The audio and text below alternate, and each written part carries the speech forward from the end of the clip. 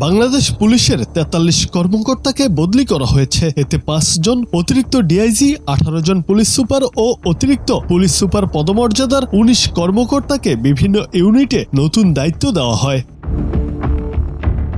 মঙ্গলবার স্বরাষ্ট্র মন্ত্রণালয়ের জননিরাপত্তা বিভাগের পুলিশ এক শাখা এই বিষয়ে দুটি পৃথক প্রজ্ঞাপন জারি করেছে। রাষ্ট্রপতির আদেশক্রমে উপসচিব মোহাম্মদ মাহবুবুর রহমান প্রজ্ঞাপন দুটিতে স্বাক্ষর করেন।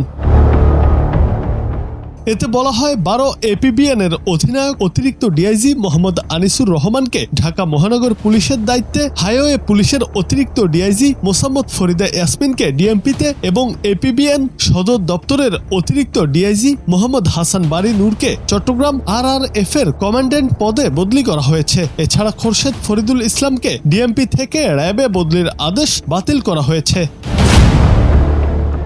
এর আগে বাংলাদেশ পুলিশের ২০ জন অতিরিক্ত ডিআইজি ও ৩১ জন পুলিশ সুপার সহ ৫৩ জন ঊর্ধ্বতন কর্মকর্তাকে বিভিন্ন ইউনিটে বদলি করা হয়।